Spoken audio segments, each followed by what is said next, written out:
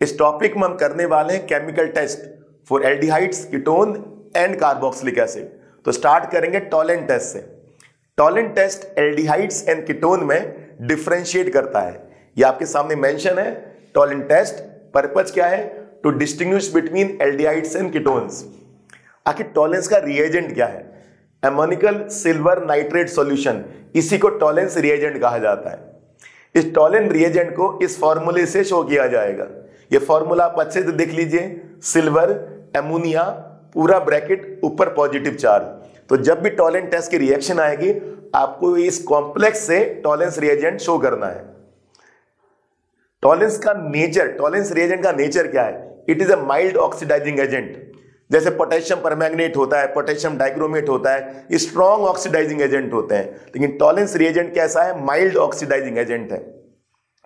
जब रिएक्शन करते हैं टॉलेंट टेस्ट की तो टॉलेंस रिएजेंट एल्डिहाइड को, CHO को CO नेगेटिव में चेंज कर देता है। ये CO नेगेटिव क्या है? Carboxylate ion. ये कार्बोक्सिलेट आयन है।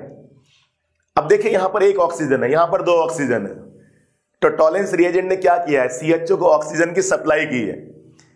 जो ऑक्सीजन की सप्लाई करता है उसे ऑक्सीडाइजिंग एजेंट कहते हैं। तो टॉलेंस रिएजेंट ऑक्सीडाइजिंग एजेंट है। CHO को CO नेगेटिव में चेंज कर दिया, एक एक्स्ट्रा ऑक्सीजन आ गया यहां पर। तो रिएक्शन कैसे याद करनी है? एल्डिहाइड बिकम कार्बोक्सिलेट आयन और साथ में निकलेंगे ब्राइट सिल्वर मिरर। ये ब्राइट सिल्वर मिरर को AG से दिखाएंगे। यानी कि एल्डिहाइड टॉलेंस रिएजेंट को रिड्यूस कर देगा सिल्वर में। ये सिल्वर है, उसके साथ एमोनिया है, एमोनिया हट जाएगा, सिल्वर मिरर बन जाएंगे।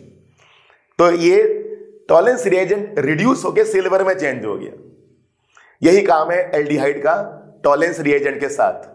जब यही टॉलेंस रिएजेंट कीटोन से रिएक्ट करेगा तो नो रिएक्शन। कीटोन हमेशा स्ट्रॉन्ग ऑक्सीडाइजिंग एजेंट से ही ऑक्सीडाइज होते हैं और ये कैसा है? माइल्ड ऑक्सीडाइजिंग एजेंट है। तो इस तरह से एल्डिहाइड एंड कीटोन में डिफरेंशिएट हो गया। एल्डिहाइड टॉलेंस रिएजेंट को, एल्डिहाइड टॉलेंस रिएजेंट से जब भी रिएक्ट होगा तो ब्राइट सिल्वर मिरर प्रोड्यूस होंगे और कीटोन टॉलेंस रिएजेंट से कोई रिएक्शन नहीं देगा, यानी कि ब्राइट सिल्वर मिरर यहां प्रोड्यूस नहीं होंगे। इस तरह से टॉलेंट टेस्ट ने एल्डिहाइड और कीटोन को डिफरेंशिएट कर दिया। कंप्लीट रिएक्शन आपके सामने मेंशन है, बड़ी आसान सी रिएक्शन है। ये एल्डिहाइड है RCHO, याद रखना एलिपैथिक भी हो सकता है, एरोमेटिक भी हो सकता है। यहां पर हम बेंजीन भी लगा सकते हैं, R भी लगा सकते हैं, कोई साइक्लिक चेन भी लगा सकते हैं।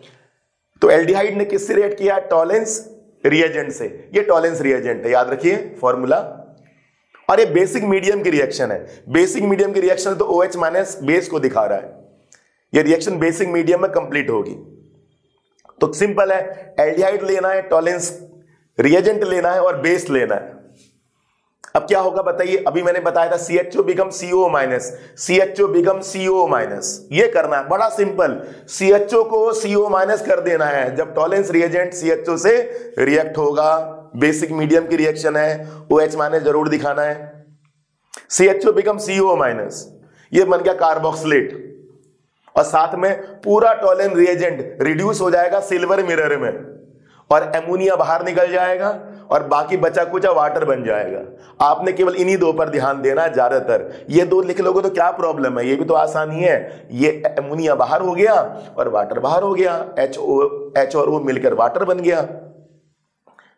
इस तरह से बच्चों आपके ये रिएक्शन कंप्लीट हो गई।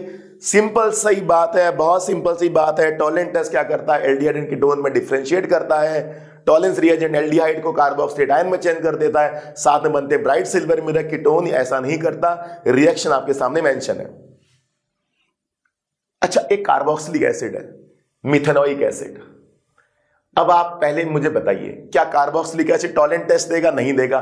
टॉलेंट टेस्ट तो केवल एल्डिहाइड देता है। तो फिर मैं कार्बोक्सिलिक एसिड का एग्जांपल क्यों दे रहा हूं? कोई ना कोई बात तो होगी ना, कुछ ना कुछ मजबूरी तो होगी।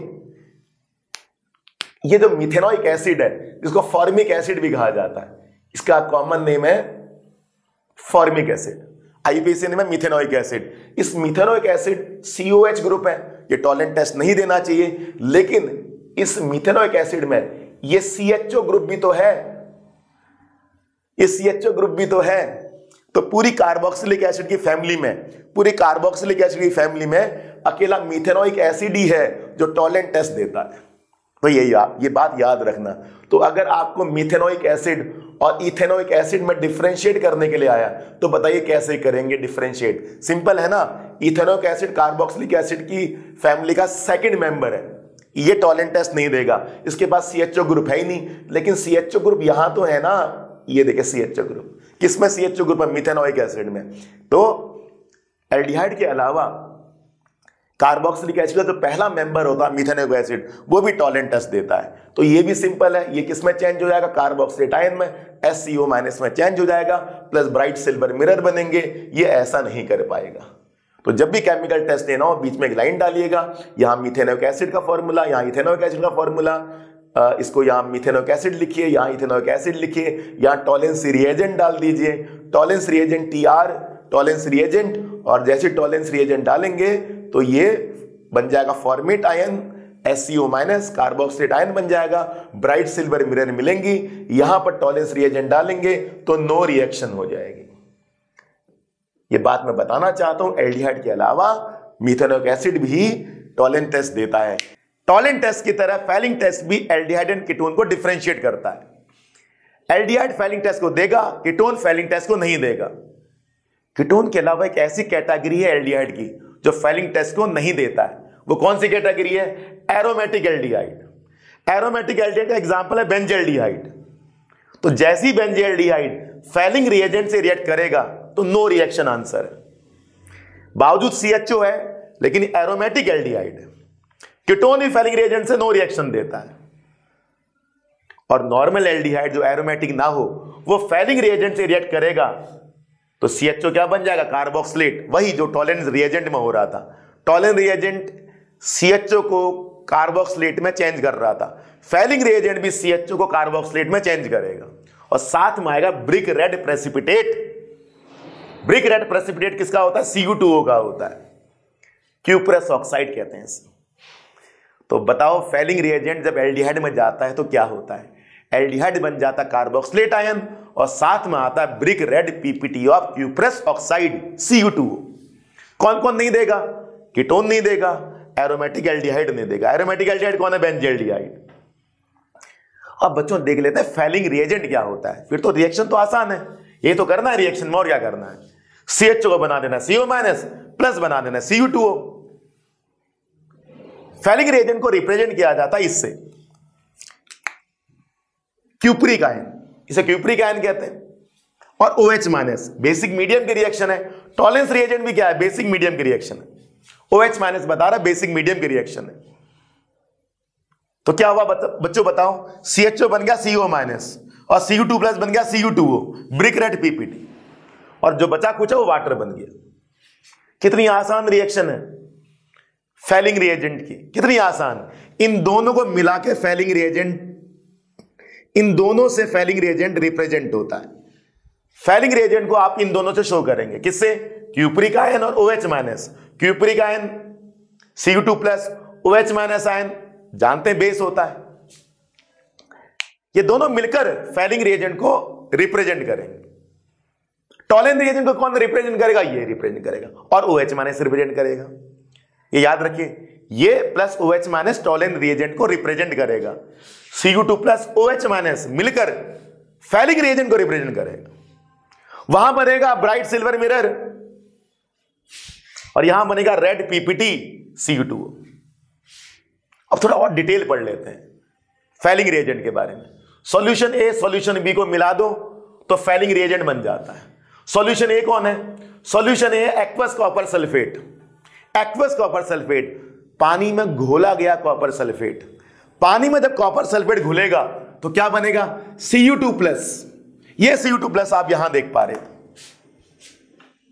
ये एक्वस कॉपर सल्फेट से आया।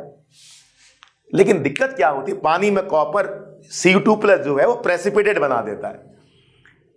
पानी में CU2+ प्रेसिपिटेट बना देता है, फिर रिएक्शन तो होगी नहीं, क्योंकि वो PPT की फॉर्म में नीचे बैठ जाएगा। कौन? CU2+। ये तो यहां रिएक्ट कर रहा है। तो हमने CU2+ को पानी के अंदर यानी कि सॉल्यूशन के अंदर हमने जिंदा रखना है, नीचे नहीं बैठने देना है। तो जिंदा कैसे रहेगा? दूसरे सॉल्यूशन की हेल्प से। क्या नाम है? रॉसले सॉल्ट। रॉसले सॉल्ट क्या होता है? अल्कलाइन सोडियम पोटेशियम टार्टरेट, लंबा सा नाम है। अल्कलाइन सोडियम पोटेशियम टार्टरेट, ये सॉल्यूशन बी होता है। सॉल्यूशन ए क्या होता है? एक्वस कॉपर सल्फेट, यहां से आएगा कॉपर 2 पॉजिटिव, क्यूपरिक आयन आएगा कि क्यूपरिक आयन सॉल्यूशन के अंदर जिंदा रहे, घूमता रहे, नीचे ना बैठे, तो सॉल्यूशन बी डालना पड़ता है। क्या काम है बताइए रोल ऑफ रॉसले सॉल्ट का? Keep cupric ion dissolve with alkaline solution, solution के अंदर क्यूपरिक आयन डिसॉल्व रहे, नीचे ना बैठे, सेटल ना हो नीचे, इसलिए हम रॉसले सॉल्ट को डालते हैं। फॉर्मूला देख लो जरा सोडियम पोटेशियम टार्टरेट का, फॉर्मूला याद करने की जरूरत नहीं है, आपकी जानकारी के लिए बताया गया है आपकी। तो ये जो रॉसले सॉल्ट होता है कॉपर आयन को सॉल्यूशन के अंदर जिंदा रखता है, नीचे नहीं बैठने देता, उसके साथ एक कॉम्प्लेक्स फॉर्म कर लेता है जिससे उसके अंदर जिंदा रहता है, डिसॉल्व फॉर्म में रहता है, प्रेसिपिटेटिव फॉर्म में नहीं रहता। अब जाके वो रिएक्ट करेगा एल्डिहाइड से, CHO बन जाएगा CO- और Cu2+ बन जाएगा Cu2O, और बाकी बचा कुछ वाटर बन जाएगा, ये आएगा ब्रिक रेड PPT। अगर हम सॉल्यूशन भी नहीं डालते तो ये से रिएक्ट ही नहीं हो पाता क्योंकि वो नीचे बैठ जाएगा। ये काम है बच्चों रॉसले सॉल्ट का।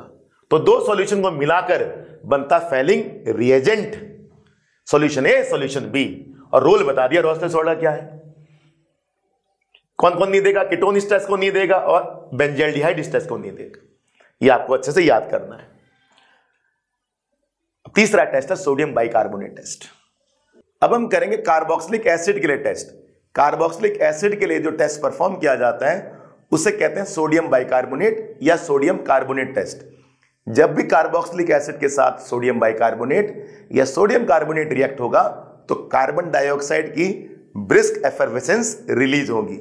यही कार्बन डाइऑक्साइड की ब्रिस्क एफरवेसेंस कंफर्म करेंगी कि टेस्ट ट्यूब में कार्बोक्सिलिक एसिड मौजूद है। तो आपके सामने रिएक्शन है, रिएक्शन जरा देखिए। कार्बोक्सिलिक एसिड अपना H देगा और ये आपके सामने सोडियम बाइकार्बोनेट, सोडियम कार्बोनेट भी आप यूज कर सकते हैं, दोनों की रिएक्शन एक ही जैसी होगी। H ऑक्सीजन से मिलकर वाटर बना देगा, CO2 गैस रिलीज होगी और H की जगह पर सोडियम आ जाएगा। ये कार्बोक्सिलिक एसिड का सॉल्ट है जिसे कहते हैं sodium salt of carboxylic acid. आपको मतलब रखना है CO2 गैस से। ये CO2 गैस कैसे आएगी? ब्रिस्क एफरवेसेंस के साथ आएगी, यानी कि कार्बन डाइऑक्साइड के चंचल बुलबुले बनेंगे। ये कार्बन डाइऑक्साइड के चंचल बुलबुले कंफर्म करेंगे कि टेस्ट ट्यूब के अंदर क्या मौजूद है? कार्बोक्सिलिक एसिड मौजूद है। ये टेस्ट एलिपैटिक कार्बोक्सिलिक एसिड भी देगा, एरोमेटिक कार्बोक्सिलिक एसिड देगा, और फेमस टेस्ट है कार्बोक्सिलिक एसिड का सोडियम कार्बोनेट या फिर सोडियम बाइकार्बोनेट टेस्ट। देखिए क्या लिखा हुआ है, विद NaSCO3 और Na2CO3 carboxylic acid gives brisk effervescence of carbon dioxide gas. इस तरह से बच्चों कार्बोक्सिलिक एसिड का टेस्ट कंप्लीट हो गया। अब कुछ क्वेश्चन है, जरा उनको डील करते हैं। NCERT एक्सरसाइज 8.12 चैप्टर का नाम aldehyde ketones and carboxylic acid. तो पहला क्वेश्चन है प्रोपेनॉल वर्सेस प्रोपेनॉन। तो एक लाइन ड्रॉ कीजिएगा बीच में और इधर लिख दीजिएगा प्रोपेनॉल,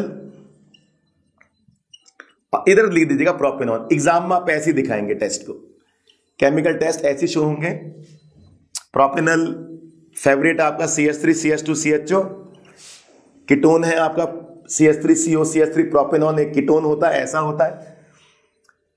एल्डिहाइड है, कीटोन है, एलिपैटिक एल्डिहाइड है, टॉलेंट टेस्ट भी देगा, फैलिंग टेस्ट भी देगा। ये ना तो टॉलेंट टेस्ट देगा ना फैलिंग टेस्ट देगा, हम टॉलेंट करा देते हैं। Silver ammoniacal nitrate solution OH negative साथ में डालेंगे, बेसिक मीडियम में रिएक्शन होती है। तो क्या होगा बच्चों बताइए? ये कार्बोक्सिलिक एसिड में चेंज हो जाएगा,